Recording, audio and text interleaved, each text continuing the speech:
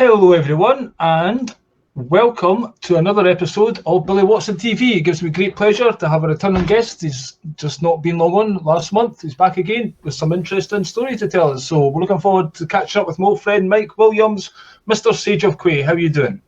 Billy, thank you. Thank you so much for asking me to come back on the show. And I do have an interesting story to tell the audience. It's a story or an event that took place back in December of 2019. It's the first time I'm telling the story publicly, and it has to do with our last interview. I talked about the possibility of a documentary that I was going to work on with Jay Widener on the Beatles' unofficial story. So I was going to collaborate with Jay, and we were going to pull this together. At least that was the premise. And I began the process of doing that. I reached out to 6 researchers that I have worked with in the past that I felt were very good researchers. Of the 6, 4 were able to make it, 2 could not because of personal matters. And I also mentioned that it looked like we had Tommy Harriet on board, which was very promising.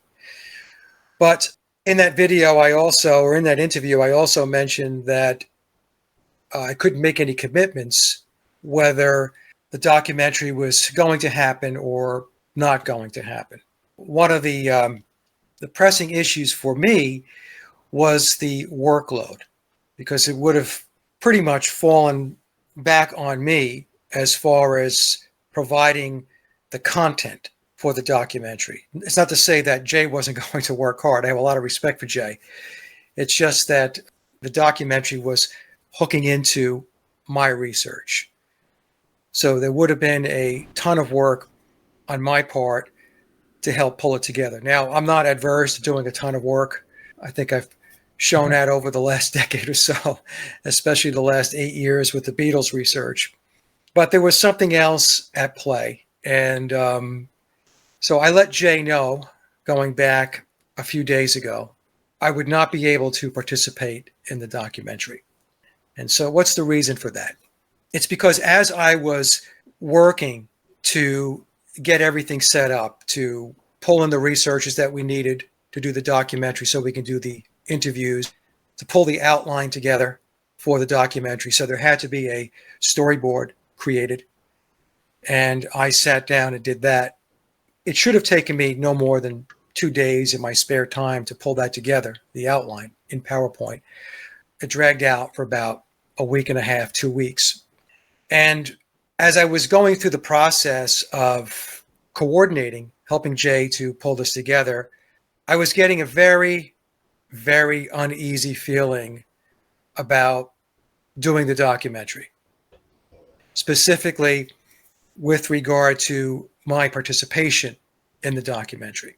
So why is that?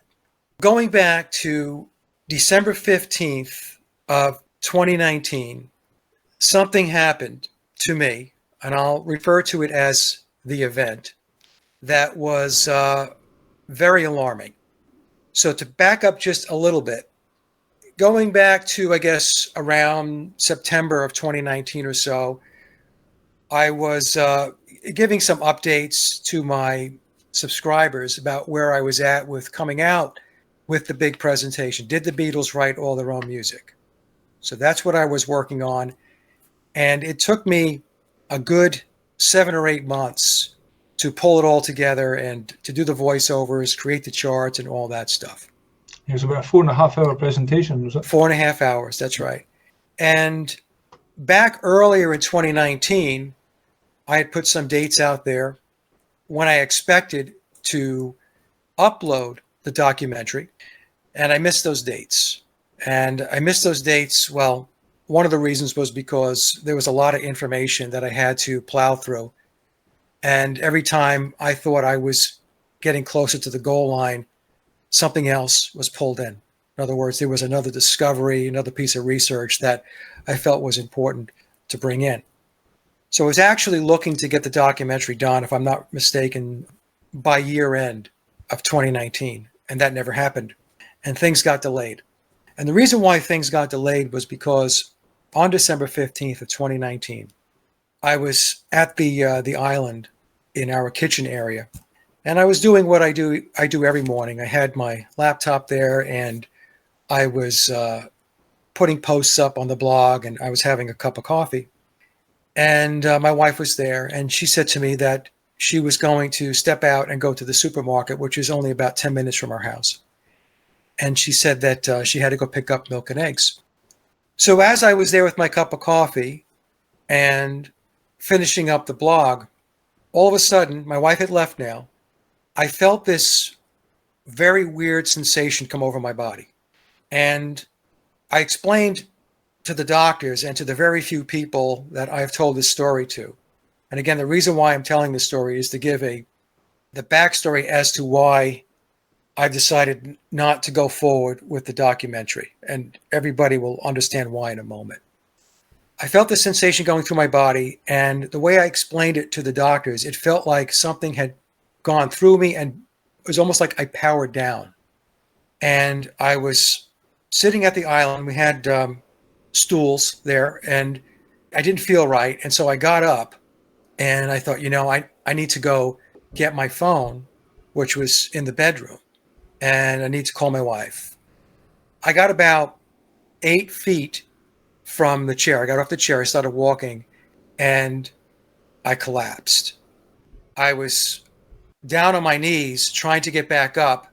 I just could not get myself oriented. And I remember just kind of screaming. And I kept thinking to myself, I have to get to the phone. I have to get to the phone. I have to call my wife. I don't know what's going on here. It was very, very scary. So I finally make my way into the bedroom, and it wasn't an easy thing to do. I was halfway crawling there. I think I eventually got to my feet, but I needed to hold myself up by holding onto walls, furniture, the bed. And then when I finally got to the phone, I was so disoriented. My body movements were just uncontrollable, involuntary. And I had to focus on that phone because I had to hit the contacts to reach my wife. And I fumbled with the phone, and it was ringing, and she didn't pick up. And I thought, okay, this is not good, So I made my way over to the couch. I crawled up on the couch, and there was all of this pain, Billy. It was like shooting pain going through my chest, the back of my shoulder, down my arm, my left arm in particular. And sometimes it would shoot into my left leg. And to be perfectly honest, I thought I was a goner. I didn't know what was going on. I could not get control of my situation. Whatever happened took total control away from me. But I made my way onto the couch, and I was on the couch. I was laying down, and my wife came in. And she saw me there, and she came running over. And this is the very strange part. The part I'm telling you is strange, but it gets even stranger. When my wife was at the supermarket, she was picking up the eggs, and she felt a jolt, a pulse go through her as well. And it resulted in her tossing the eggs up in the air. Wow. They fell on the floor in the supermarket. And she said she just instinctually knew, forget about that, I need to get home. Wow, I've got goosebumps. All true. All true. So when she got home, she saw me lying on the couch, and she said, what's going on? And I was disoriented, Billy. And so it took everything I had to try to explain to her what had happened. And I said to her, you need to call 911. You need to call the emergency line. It's 911 here in the States. Also, what was happening was I went from being completely disoriented, shooting pain, difficulty with breathing, to a situation of hyperventilating. And so I said to my wife, go get a plastic bag or a paper bag, bring it over right away.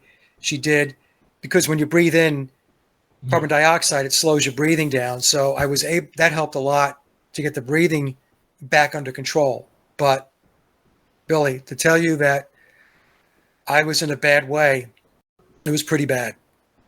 So the EMS show up. And I think first the firemen showed up, and they give me oxygen, doesn't do anything.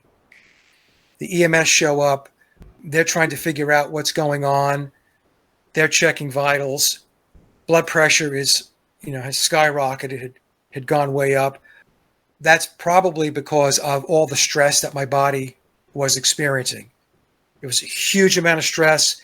It was an incredible amount of anxiety that was just building. So they put me in the back of the EMS vehicle, and it's off to the emergency room. And this happened at 8:30 in the morning. So I get to the emergency room, and they right away bring me in, EKG. They x-rayed my lungs. I believe they also did a CAT scan. And to make a long story short, everything came back fine. Lungs were clear. No problems came through with the EKG. And the CAT scan was all clear. So the doctors couldn't figure out what the problem was. They were dumbfounded. Was it still ongoing at this point?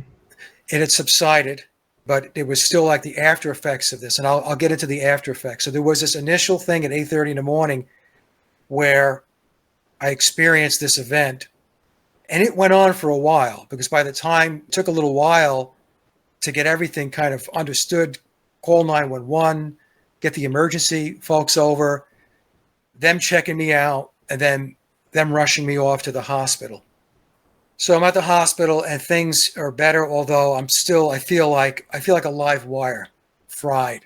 The nerves, the stress, the anxiousness, it was just all one big ball of confusion. So anyway, they send me home after a few hours. The after effects went on for at least 3 months, where it was very difficult. The shooting pain was constant. And I was very concerned that I had something wrong with my heart. Breathing was a big problem as well. What happened was I could not take a deep breath and get over the hump. Now, think about that from the standpoint of not being able to do it like at all. It's a very disturbing feeling when you need to take a deep breath and you can't get over the hump. Yeah. There was a lot of feeling disoriented, detached, feeling like I was floating, and severe fatigue. The chest pains, like I said, behind my shoulder blade, my left shoulder blade, down the arm, occasionally into the leg. I had to go see a cardiologist, and I was on a heart monitor for a week to make sure that everything was okay with my heart. I had to go to a pulmonary doctor to make sure that everything was okay with my lungs.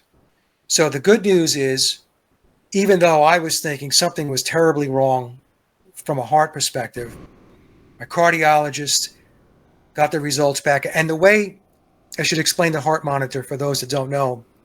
So you wear this monitor, so you're connected up. You got those little cups and you're wired up. And there's an app that's on your phone, and it constantly monitors. If something doesn't go right, then what happens is the company notifies the doctor immediately, but nothing happened. So when I met with the cardiologist after the heart monitor was taken off, he said to me, "Mike, there's nothing wrong with your heart." And I said, "Well, thank you. That's very good news." The pulmonary doctor said to me that he looked at the x-rays from the hospital and he said, "Your lungs are clear." And then he was thinking in terms of, well, maybe it's like adult asthma and so on. He's going down this road. And I said to him, well, this doesn't make any sense to me, because prior to 8:30 in the morning on December 15th of 2019, I didn't have any asthmatic issues, nor did I have any shooting pains in my chest or any of that stuff. He says, well, we're going to treat you as if you have asthma. I said, okay, but do I or do I not have asthma? It's very weird the way they worded it. So they put me on a steroidal inhaler. I was on that for a little bit. The amount of benefit from the steroidal inhaler was extremely marginal. In other words, it didn't work. They gave me an emergency inhaler. That didn't work. So none of the pharmaceuticals that they had to help with breathing was working. So this persisted now for a good, like I said, 3 months, 3.5 months. So from December 15th of 2019 up through when I uploaded the presentation on April 1st of 2020. So that period of time in there was extremely difficult. How difficult was it? My wife had to drive me around. She was essentially my chauffeur. When I got up to do something, I felt like I was floating and disoriented, and I had to sit right back down again. And I'm talking, Billy, walking from the couch in the living room to the kitchen. So I'm talking about, what, 20 feet? Yeah. So this is the time that all the COVID stuff's kicking off. Are you thinking I've caught some mad Japan Chinese Well, disease? no, there was at this point, when I went in there was no COVID, right? Yeah, just as it was progressing. Never came up. Here's the thing. The reason why it wasn't COVID, was because there was, whatever COVID was. Let's just say it wasn't the flu. Okay. We'll just say, because I had no flu symptoms. I didn't have a fever. I didn't have a cough. I wasn't sneezing. I didn't have a fever. I was perfectly healthy before 8:30 in the morning on December 15th of 2019. And then all hell broke loose at 8:30. The other weird thing that happened was my whole chest area was extremely sensitive. When I went to go take a shower, the water from the shower head was so irritating to me, almost painful. And I even explained this to my doctor. I said, I don't know what this is, but when I try to take a shower and the water hits my chest, I can't stand it. It's unbearable. The sensitivity is unreal. And of course, they didn't have an answer for that. So the way I had to shower was to turn my back to the shower head and let the water run off my shoulders and then just go down my chest. And even then, it was bothering me, but it wasn't nearly as irritating or Disturbing. painful as when it was the shower, the water would just hit the chest directly. So if you go back in time, you can see that I was struggling with this stuff. I did a Christmas video on December 25th of 2019, 10 days after the event. And I was very subdued. And that's because it took everything I had to sit in front of the computer to be able to do this. That was the other thing.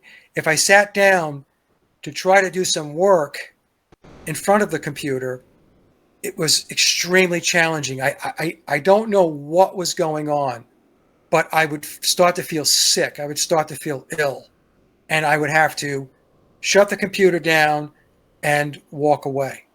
And between the period of December 15th of 2019 and when I uploaded the video on April 1st of 2020, I only did 2.5 hours runtime of videos. So think about that. It's only 2.5 hours of content over a 3.5 month period of time. That's not a lot. And the reason why it wasn't a lot was because I really couldn't sit in front of the computer. And 2 of those videos were very short. I think one was like a minute and another one was 40 seconds. They were just some clips that I found of Billy, and I just put them up with some captions to explain, what was going on. Half of that 2.5 hours was a show I did with Owen Benjamin. So I did a show with Owen on January 17th of 2020, and it took everything I had to be able to sit there and to do the show with him. And there were times when I was doing the interview with him when I thought to myself, I don't know if I'm going to be able to make it to the end of the show. And I kept thinking to myself, this could be a little embarrassing if I have to say to him, hey, Owen, I've got to go. I don't feel well. But I was able to stick it out. A couple of really weird things happened perception-wise as I was going through this. One of the things was, like I said, Billy, extreme fatigue. So things I would normally be able to do outside, I couldn't do it. I would maybe be able to do something for 5 or 10 minutes, and then I would have to sit down and take a break. Here's some very strange things. this stuff happened. So I'm not thinking in terms of some kind of nefarious act at this point. I mean, the thought crossed my mind, but I guess as a coping mechanism, you just don't want to go there because it's very disturbing to think that something like this can happen. Something non-physical can debilitate you, can literally take you to your knees. So mentally, I just kind of tucked it away. The idea that this could be a target, basically. A target, right, was something that I just didn't want to go down that path. I didn't want to go down that road. There was a couple of times, 1 or 2 times, when she said, do you think you can walk today? Do you think we could go to the park and go for a short walk? And I said, yeah, I think I could do that. This is where I got to. I went from being able to walk at the park, go around 2 or 3 times, no problem, walking 3, 4, 5 miles, to I'm hoping I can make it a short distance in the park just to get some exercise. And there was 1 or 2 times, one for sure, I remember, where I got in the car, my wife drove because I couldn't drive. And when I got there and I went to get out of the car, I just couldn't. I said, I can't do this. She said, okay, no problem. We'll go back home. When I was walking, and like I said, it was labored because my breathing wasn't very good. But, I would walk slowly and just take my time because I was thinking, okay, I've got to work to build my respiratory system back up. And so I'll just take it nice and slow. But at one point, when we were walking around the park, there's a sidewalk. And as I was walking, Billy, I kid you not, for like about 5 seconds, everything went into slow motion. Everything just slowed down to a crawl. And then I just stopped. And my wife said to me, are you okay? And I said to her, well, you're not going to believe this. And I said to her, I know I'm sounding crazier and crazier as this goes on. I said, but everything slowed down like I was in a slow motion movie. And then, like I said, it lasted a very short period of time, 4 or 5 seconds. And then everything went back to normal speed. There were other times when if I was just standing in place, it felt like the scenery around me was drifting away from me. I wasn't moving, but things were drifting away.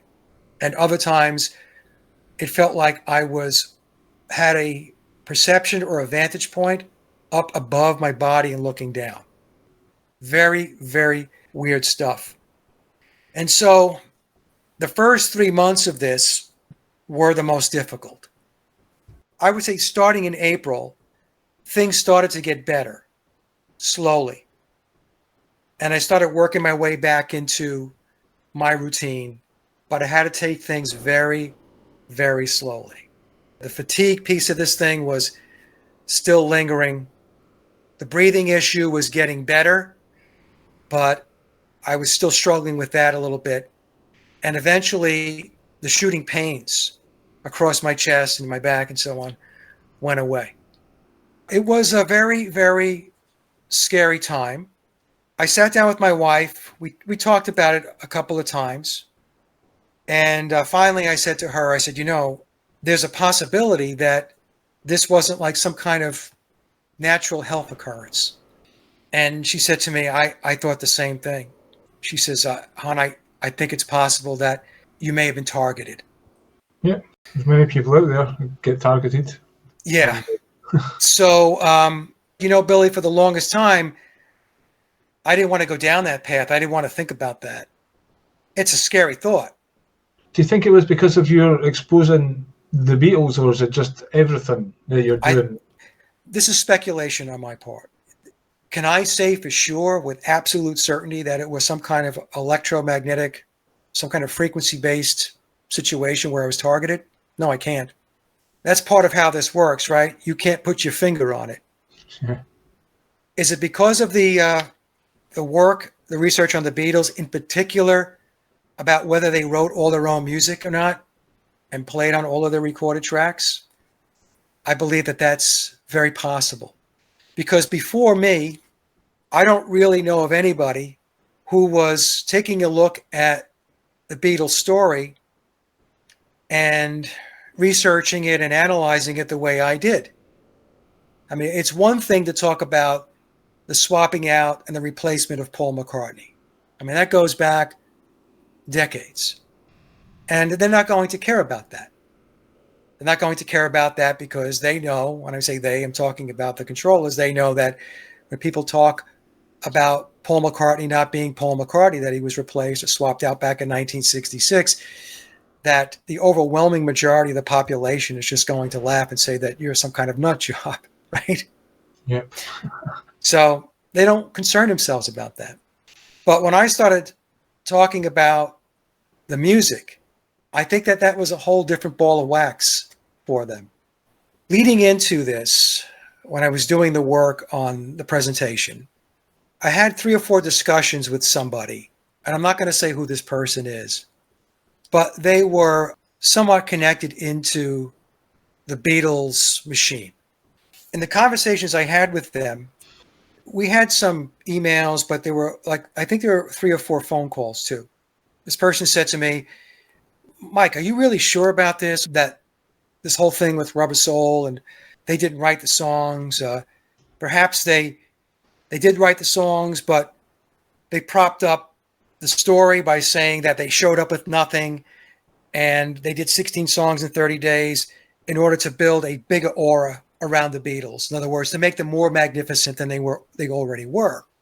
And I said, I mean, that's one way to look at it, but I think that they didn't come in with any songs. I said to him that, as I was looking at this, I concluded that this was the process. This was the model. The songs were pre-written, pre-recorded, and they came in and did the vocals, especially between 1962 and 1966. So at one point, this person said to me, I'll never forget the words. He said, Mike, there are people that don't want this information out there. And I said, I understand. I said, I understand that there are people that don't want this information out there. I said, but I'm going to put it out there. My attitude was, it's just research. You can listen to it. You can hear it out. If it resonates with you, fantastic. If it doesn't resonate with you, then go about your business. Like I always say in my shows, and I've said it many times, I wasn't doing this to convince anybody of anything. I liked doing the research, and I liked presenting the research and putting the alternative story out there for people to consider. So anyway, things started to get better for me health-wise. It's 3.5 years later, and I'm not 100%, Billy. I still have some residual issues with respiratory, although it's much better. I was looking and searching to figure out how I can get my respiratory system back on track. This is a product that did wonders. All their pharmaceuticals did zilch, but this product here, it's made by a company called Ridgecrest, and it's called Clear Lungs. And this version is Clear Lungs Sport. So initially I was taking 2 or 3 of these a day, and over time, things were getting better for me. In fact, I still take this supplement to this day. It's 3.5 years later, I still take it. So anyway, it was a harrowing experience. It was a nightmare. As I told Jay in the email, I forward you a copy of that email so that you can see, before we got going with the show here, what it is I was going to talk about. So I have been thinking for at least a year about sunsetting the Beatles research, because I've gotten to the point where it's diminishing returns. I've put a lot of content out. I've covered a lot of ground. In the back of my mind, I'm thinking, and I've had discussions with my wife with this as well. I mean, my wife is my best friend. I talked to her about everything, and I said to her that I don't really feel motivated to do this anymore. So as I'm having these thoughts, Jay reaches out to me. I did a show with Jay going back, I don't know, maybe it was a year ago. I'm not good with dates, so maybe 9 months ago, a year ago. And it was one of the best interviews I think I've ever done. We had a great discussion. And so he emailed me and he said, hey, I want to do a documentary on the Beatles based upon the alternative narrative.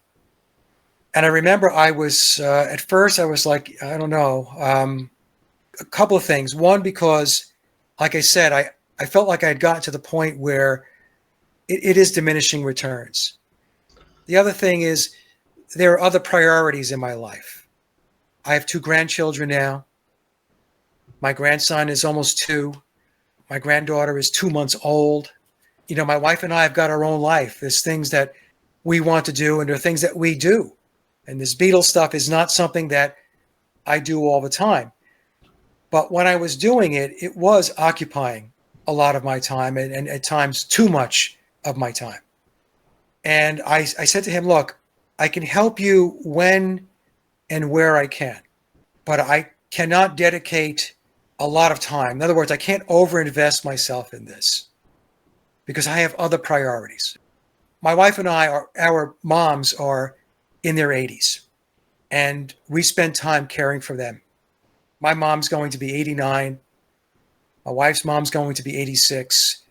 So we have that. We have the grandchildren, and we just have life in general that, you know, that we want to we want to experience. And Did you also not mention to me that you were actually getting a heavy feeling when you started to do this? There's almost like yeah, things coming back almost. Or, yeah. So that's where I was going with this. I gave Jay those. You know, initially, I was telling him, I was kind of setting the table that I want to help you, but I can help you in a limited capacity, maybe in some kind of consulting capacity. But the way it would have panned out, being in a consulting capacity was just not going to really work because who was the main guy, right? Me. So the other researchers, they're fantastic researchers, but they would have their segment that they would look at. So we would talk about maybe Billy's family tree. Stacy was going to talk about that. Sally could talk about the discovery of Billy's eye. We had somebody lined up to talk about Tavistock and the Frankfurt School. So, and somebody to talk about the occult aspects of the Beatles. So it wouldn't be the Mike show because I didn't want it to be the Mike show. If it was going to be the Mike show, then just interview me, or I could do my own presentation from beginning to end. And like I said, there's a lot of really good research out there by my colleagues, and I wanted to be able to give them some airtime and exposure to put their stuff out there. But the truth of the matter is, Billy, it's the point that you got to. I said in the email I wrote you and I wrote to Jay, underneath all of this, the truth was there was a heaviness about getting involved.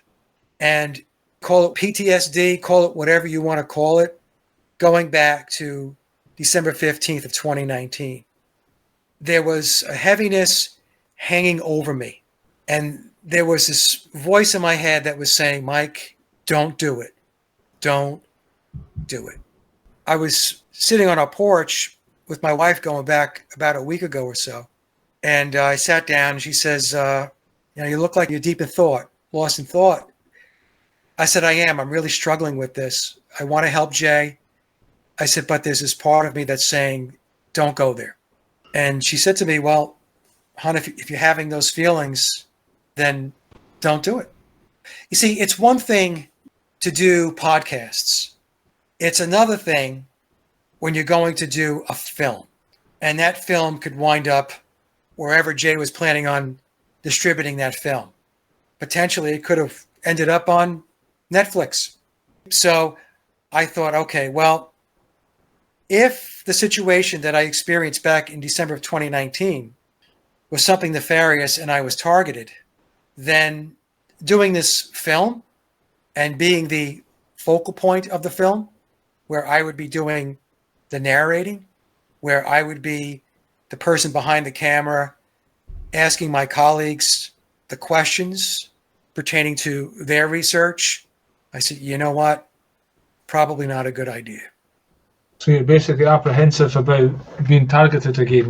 Yeah, absolutely. That's exactly it. That, like I told Jay, I have no intentions of experiencing what I experienced 3.5 years ago.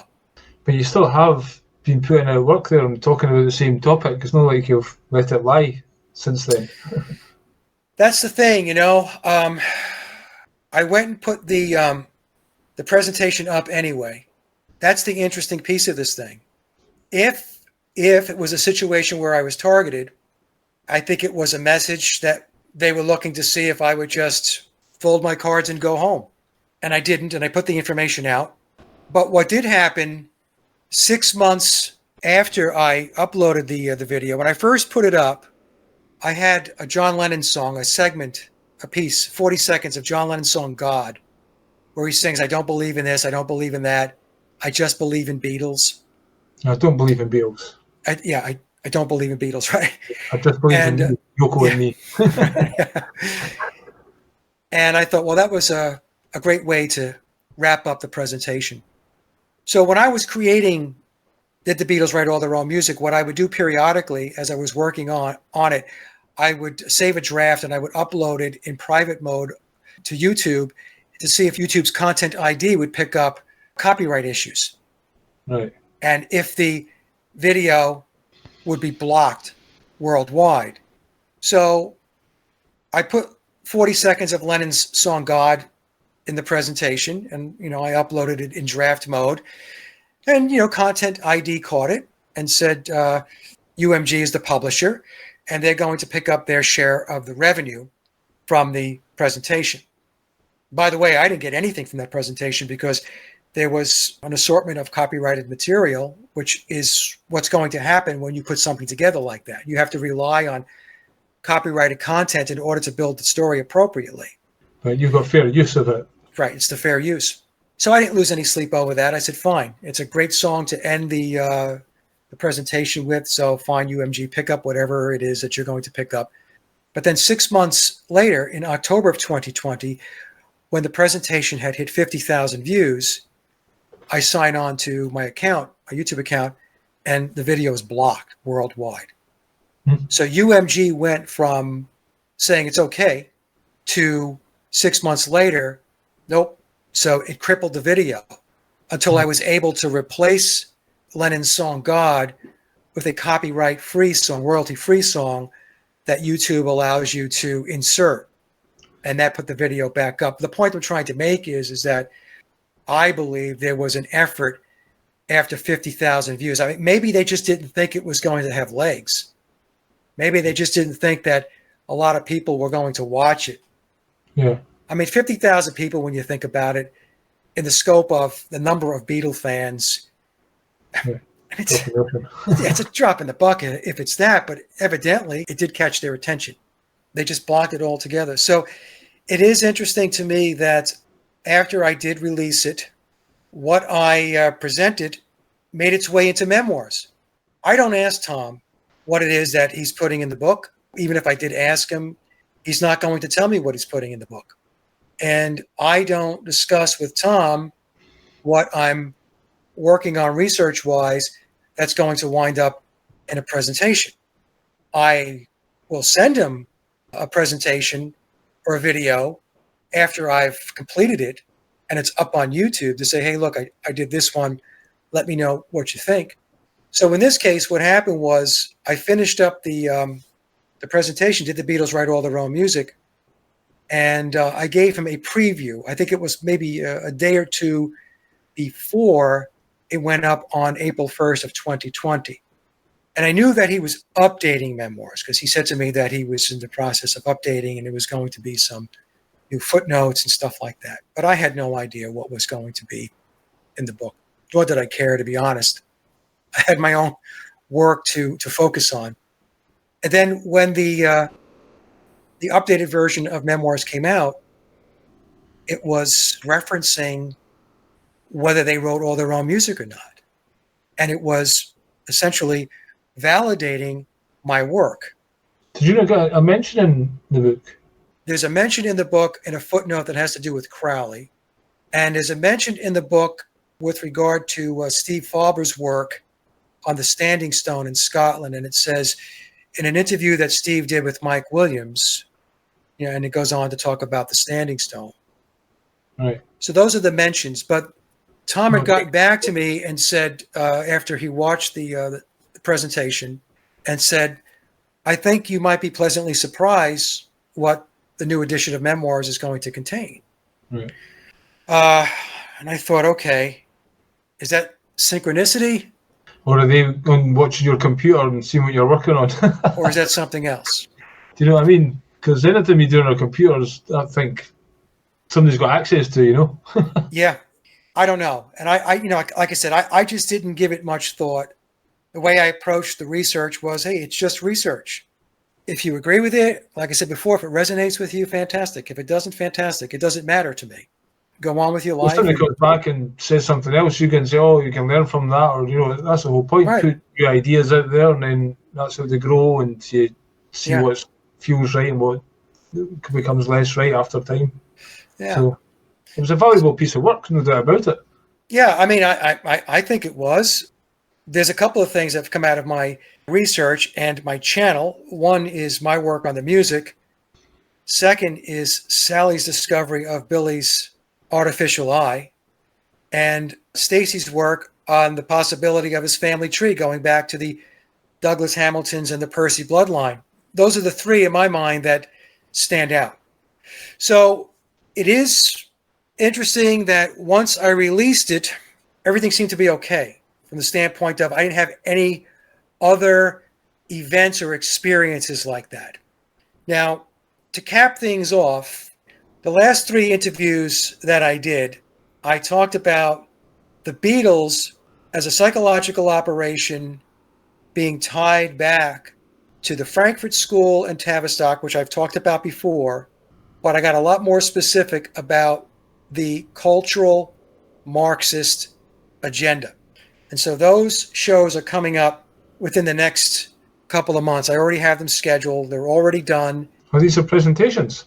These are interviews that I did where I take the audience step by step through how the Beatles play into that cultural Marxism agenda. Well, John Lennon's song Imagine is that in a nutshell. Oh, yeah, Imagine, and some of his other songs. If you read the lyrics to Mind Games, playing those mind games together, when you read those lyrics and he's talking about druid dudes and stuff like that, I've thought to myself, what's a mind game?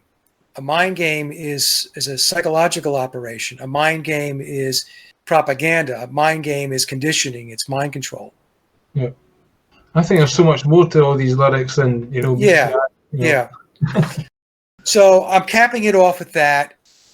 And I just felt like, I don't know, Billy, getting involved in the documentary, knowing what happened back in December of 2019, I just didn't want to walk around with a big bullseye on my back. Because like I was saying, there's a difference between doing a podcast and doing a presentation on your YouTube channel, of which I have maybe 21 or 22,000 subscribers on my Beatles channel and 43,000 on my main channel. So let's just say, 65,000 subscribers, and a documentary that could just take off. It's certainly a topic that many people are interested in, the Beatles. So if that can end up on Netflix, that's a huge potential audience right there. Yep. And there could have been money in it and all that stuff, but money was never a motivator for me. I'm not motivated by money. I'm motivated by what I like to do. I mean, is Jay going to stop the documentary, or could he still use your work? I offered up to Jay, I said, look, if you want to do a long interview and I'll walk the audience cradle to grave through the entire timeline, going back to the Frankfurt School, Tavistock, talking about the cult of Pan, the cult of Dionysus, Crowley, all of this stuff is all tied together, all of it.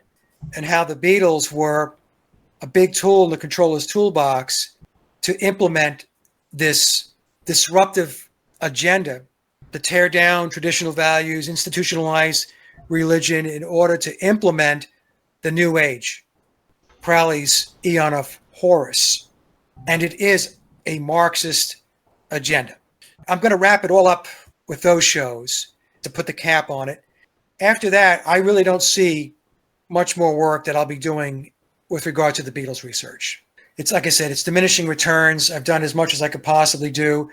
I don't want to make a lifetime out of this. A lot of people like it because I call it conspiratainment. It's entertaining to them.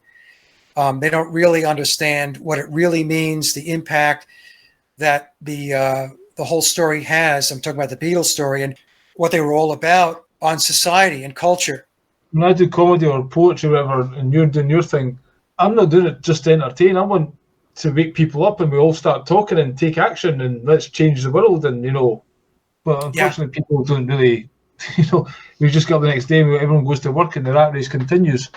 But, certainly your work has had a profound effect on many people's perceptions of not just the Beatles, but the whole rock industry. Talk about what's the difference, the Wrecking Crew and all these things. These things are all much more common knowledge. The Weird Scenes from the Canyon, who's that guy? Dave McGowan. Dave McGowan, he was obviously another one that kicked all this off, and Mark Devlin's done a lot of good work on it as well. People need to be aware of all this stuff. But the point of being aware of it, and the whole Beatles thing in particular, it can go down, as you say, all these different avenues, and then we get to who's the controllers of society and why we're letting them do it. Right. Because it has to come to some point of stopping. Because I get tired of just the entertainment and the conspiracy on just everybody's. It's a thing, People are making careers out of being a conspiracy researcher or whatever instead of stopping the train or Right. starting to take action on this stuff. Because in the meantime, the agenda's still plowing ahead. A lot of them are just running on a treadmill. It's a job. They're collecting revenue off their channels, and that's fine. I mean, everybody has to work, but I think we all have to keep in mind that there are some people out there that they do it because it's a paycheck. But the moral of the story is, for me, I don't know with 100% certainty what took place on December 15th of 2019. But in the back of my mind, I do believe that I do know. If I'm honest with myself, like I said, very good health on December 14th, and then everything was turned upside down. And, I'm thinking about everything I talked about here, and I probably still didn't do it justice, Billy, as far as how disruptive it was to my life and what a nightmare it was. It was a total nightmare. I talked about these perception things. I talked about feeling like all of a sudden everything slowed down, right, to slow motion. Another thing was when my wife was driving me around, because I could not drive. I could not sit behind the car because I would start to feel disoriented. So I was in the passenger seat. So when we got to a red light and she started to pull away, now she's pulling away slowly. My perception was everything was rushing at me. And I remember a couple of times saying to her, "Oh, you have to slow down." And I remember she was looking at me and she said, "Hon, I'm doing like 5 miles an hour." Crazy. It was awful. It was really awful. We went to there was a dinner party at a local restaurant with the family. She said, "Do you think you can do it? Can you go?" And I said, I want to go. I think I can do it." So I get in the car and I'm not feeling right at all, but trying to keep a stiff upper lip. And I keep saying to myself, I can do this. I can do this. And so I get to the restaurant, and Billy, I'm not seated more than 10 minutes, 15 minutes. I just had this rush of anxiety that just overwhelmed me. And I felt like I have to go. Let me just explain this. I never had any issues with anxiety. I never had panic attacks. I worked in the corporate world for over 30 years. And there were many, many times when my job was extremely stressful. And I was always a cool customer. I always handled stress very, very well. You've also done lots of NLP and stuff like that, so those techniques as well. Yeah, I mean, look, meditation, all of this. I was doing a lot of meditation during this period of time to be able to get everything calmed down again. I remember the doctor saying to me, "Well, maybe it was a panic attack." I said, let me just tell you right now, don't even go there, okay? A, I've never had a panic attack in my life. 2, 8:30 in the morning. At 8:29, I was calm, rested, had been up about an hour, hour and a half, finishing up a cup of coffee, and all of a sudden, boom. The feeling I got, Billy, was boom, through my body. And I just remember sitting there at the island, and all of a sudden I felt this woozy feeling. And I said, I don't know what that was. I have to get the phone. I got to call my wife. You need to come home because something's not right. And then, like I mentioned earlier, everything went south.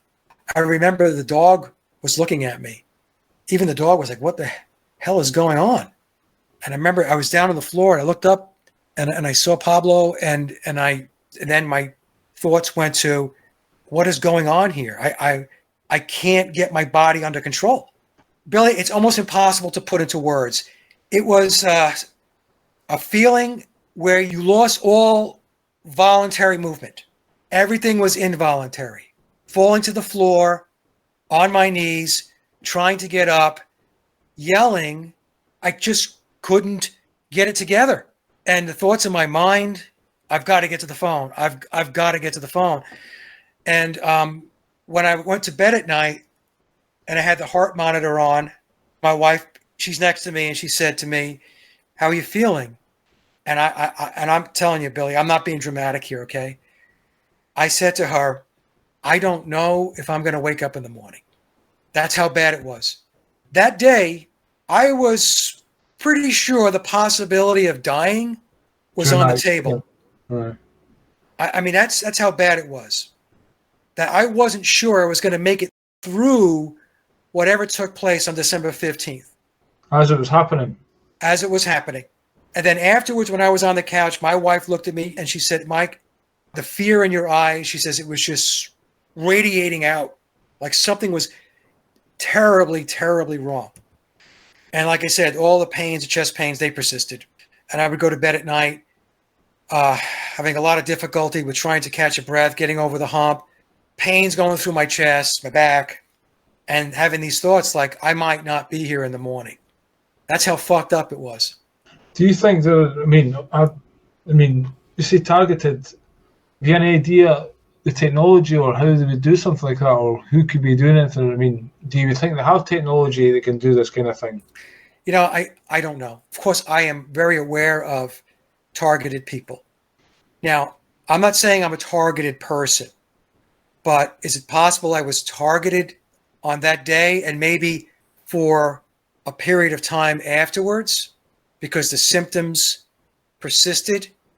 I mean, they persisted on a steady basis as far as keeping me off balance and disoriented and having pains and breathing issues for at least 3 months before it started to get better. It looked like a bang attack and then recovering from that, or do you think it was a constant whatever's going on? I don't know. I think that, you know, obviously there was if it was a targeted attack. Okay, again, folks, I'm saying if, right? But I think it probably was. There was the initial hit to send me into a spiral, because that's really what it was. I was spiraling, and then after that, maybe something that was just pulsing me on a fairly consistent basis to keep the discomfort in place. Yeah. And then at some point it was, okay, well, we'll leave him alone now. And then he's going to need a number of months to recover from all of it. So that's why, again, I know I'm going back to what I already talked about here, but when it got to doing the documentary, Billy, I had a bad feeling. It was a haunting feeling telling me, don't do it. Don't do it, Mike.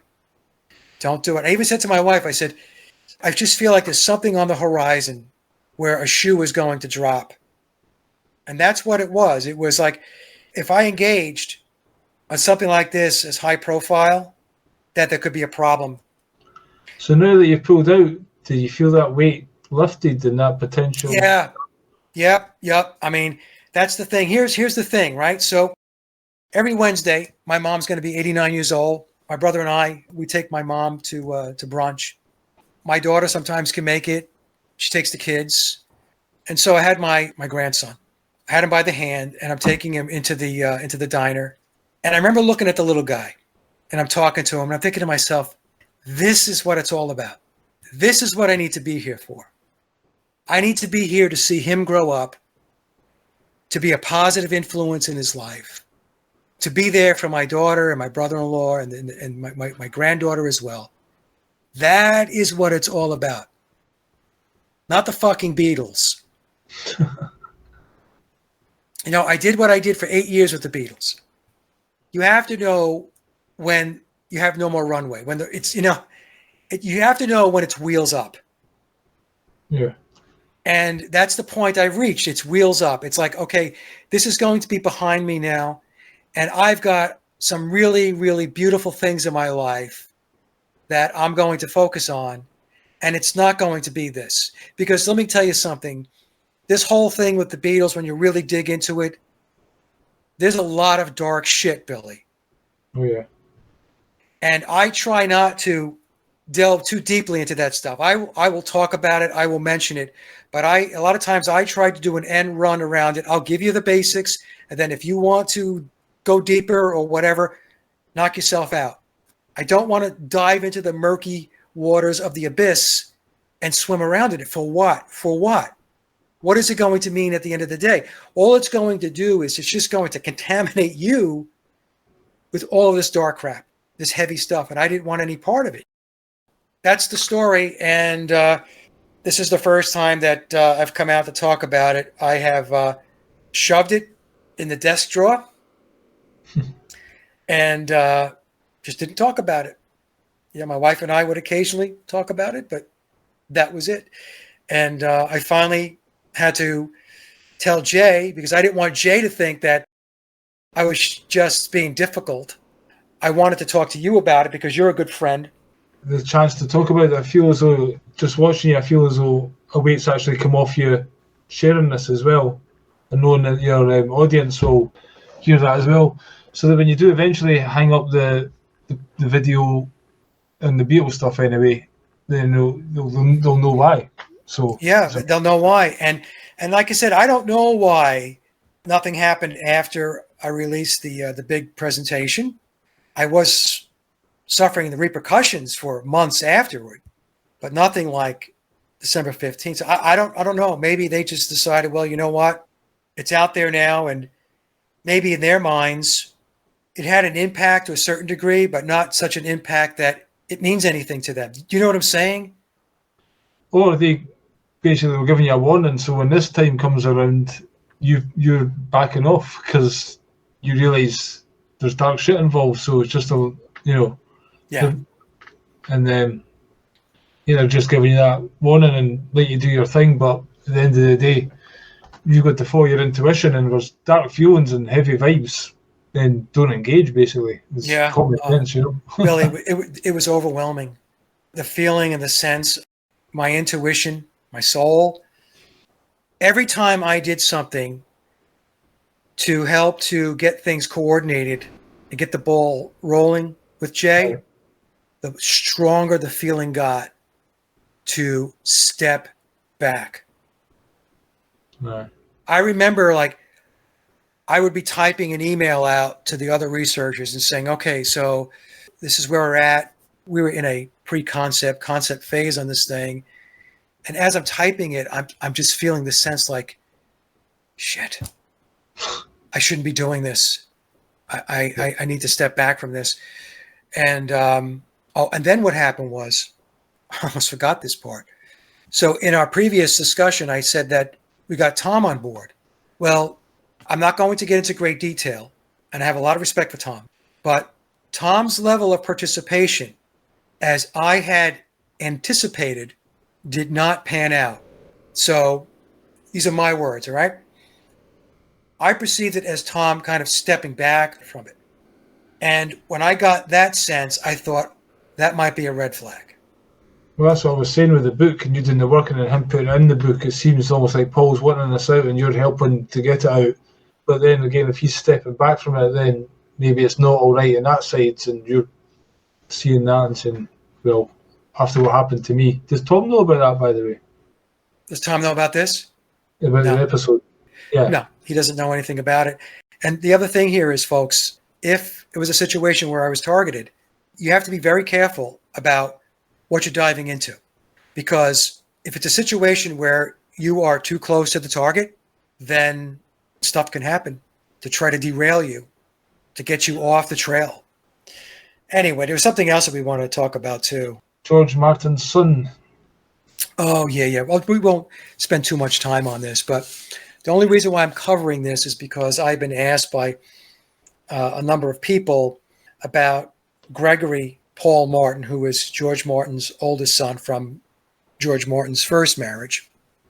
For those of you who are familiar with memoirs, you probably know that Gregory Martin wrote the foreword to the book, and he also did the narration, the voiceover for the audio book. Okay? Which is quite involved, really. It is I mean, quite involved. Yes, it is. And what happened going back about 2 years ago, there was another researcher, it wasn't me, because I would never troll anybody. And Gregory likes to talk about his astrology. And this one particular person kept asking about his participation in memoirs and doing the voiceover, the narration for the book. So I guess Gregory hit a point where he just got completely pissed off, and he wrote this post. I think it was on Facebook. I actually have the post, but I'm not going to share it. It doesn't matter. He was going on and on about, he thinks the whole Paul is dead conspiracy is bullshit. When he got into memoirs and doing the voiceover, he wasn't completely on board or aware of what the book was really all about. So I will tell you that I have the other side of the story. But what happened recently, back in April of this year, 2024, Gregory did 2 interviews, one with Mark Atwood and another one with Joe and Scott from the Truth Stream podcast. And in both those shows, the Beatles came up. And he was asked about the Paul is dead conspiracy. And in the show he did with Mark Atwood, he said that he's come around to thinking that the swapping out or the replacement of Paul McCartney was plausible. That's interesting, right? Coming from somebody from the Martin family, this conspiracy now could possibly be plausible. And then on the Truth Stream show with Joe and Scott, and I've been on their show twice. The second time I was on after Gregory was on, and he said that the same thing. He said that he thought that the swapping out of biological Paul McCartney was possible. And in both those shows, he also discussed a book that I guess he's going to publish soon called Blackbird. One thing he mentions specifically, and he mentioned it in both shows, he talks about his stepmother, Judy, George Martin's second wife, was a witch and into the black arts. Okay, now this is not me saying this. This is coming from the interviews.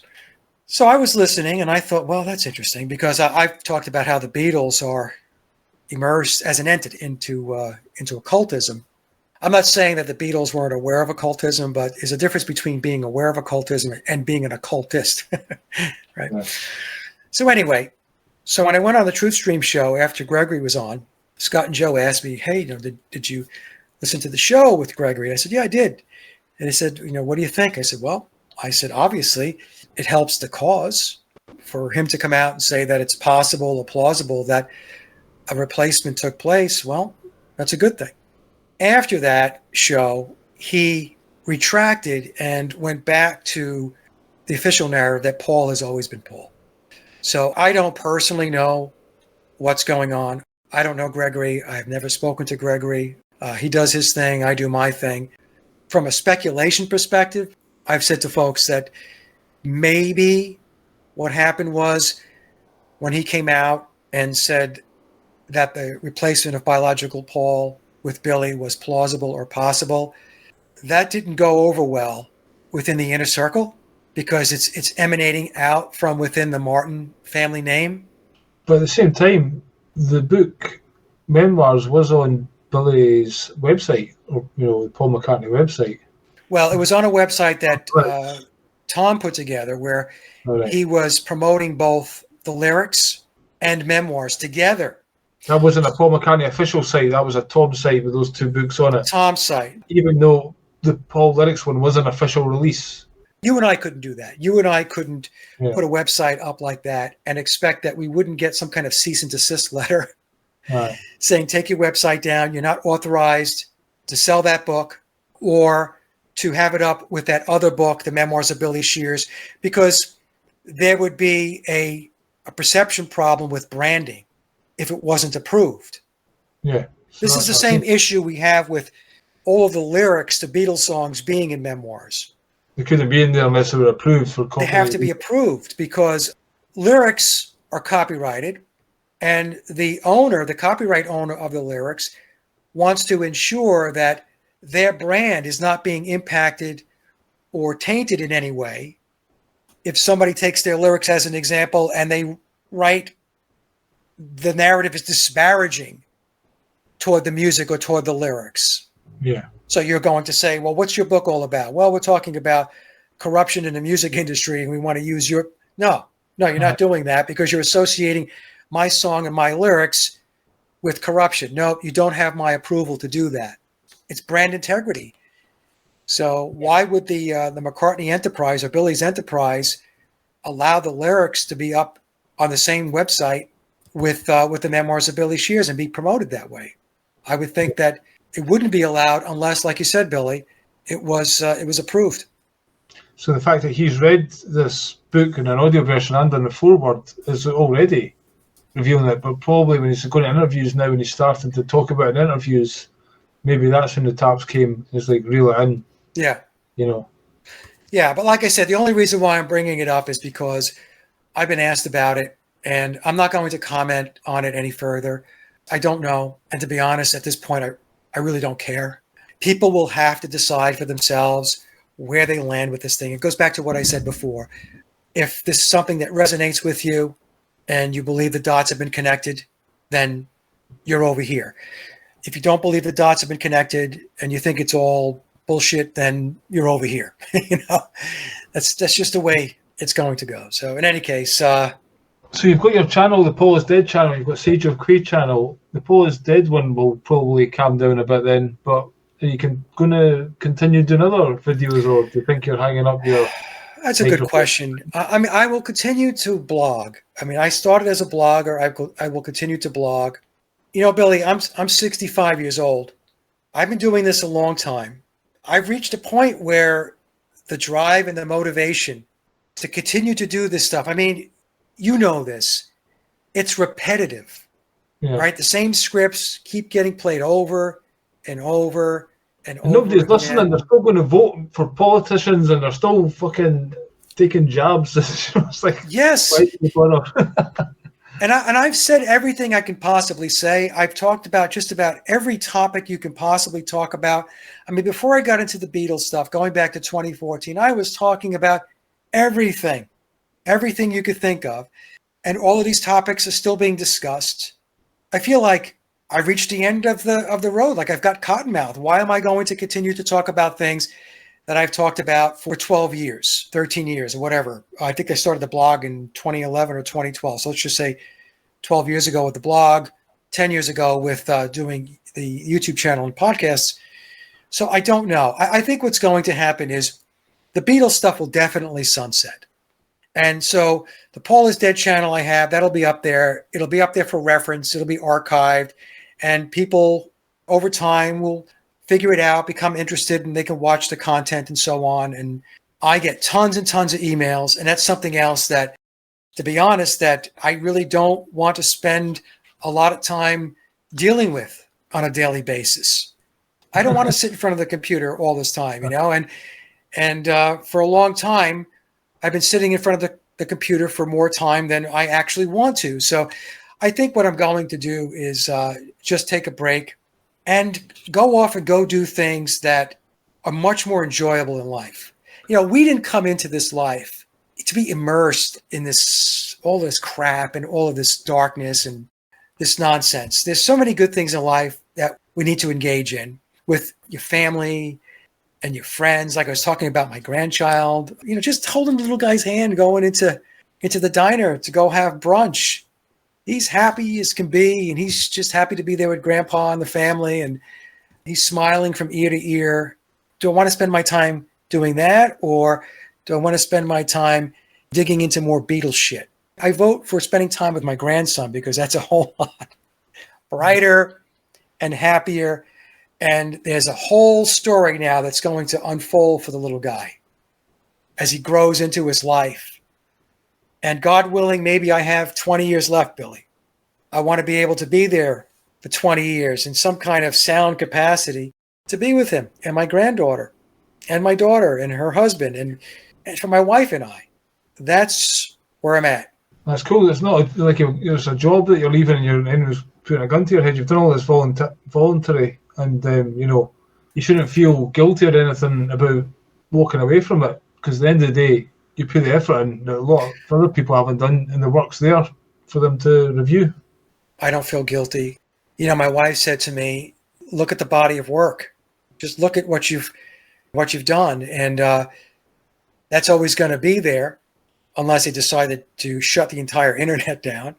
That's always a possibility at some point. But let's just say for as long as it's up, some semblance of my content will be there one way or another. So do I feel guilty? No, I don't feel guilty. I put a lot of work into it, Billy. And I had a lot of great interactions with people.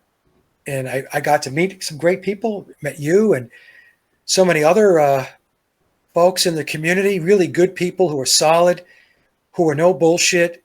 There's no agenda. And I appreciate those friendships. I do. And I'll continue to always have those friendships and stay in contact. Like, I'm not saying that I'm going to disappear off the face of the earth. Well, I was going to say, if you fancy a rant about whatever's happening in the news, you're welcome to come on here and show your face every so often. And yeah. Yeah, or I just might decide if something strikes my fancy to put a video up on my platform. Remember, I used to do the Clown World News, I did that for a while. Maybe I'll do Clown World News. I don't know. We'll see. Even that kind of wore out after a while because, like I said, it's the same script over and over. I've done 319 shooting the shit episodes, and it kind of got like that, just like I'm just regurgitating. Yeah. You've just told everybody, what's inside you, and just it's up to them to go and research it, figure it out themselves, because you telling somebody isn't going to give them perspective. They have to then want to go and run with it and do their own research. Right. So, again, putting the ideas out there, it's up to people now to take it on, because you've got to go and you've got other priorities. So life changes, Yeah. Yeah, I don't want to be a lifer at this, Billy. Any last thoughts you would like to leave us with? No, Billy, just again, to the audience, everything I told you is the truth. It was not a good time in my life. To this day, I don't really know what happened. The doctors don't know. They were completely dumbfounded. They had no answers as to what happened. So, like I said, I do have to consider the fact that there was something nefarious going on that day, 8:30 in the morning on December 15th of 2019. Yeah, well, again, you've got it out, so you hopefully feel a bit lighter.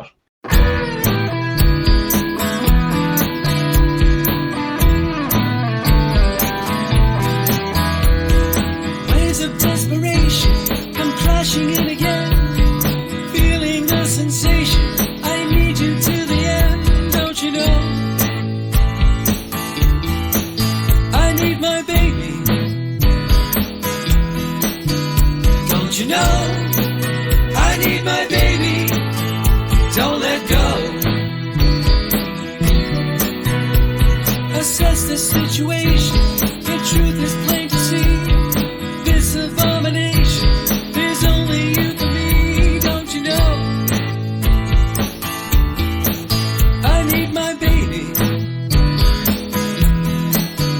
don't you know? I need my baby, don't let go.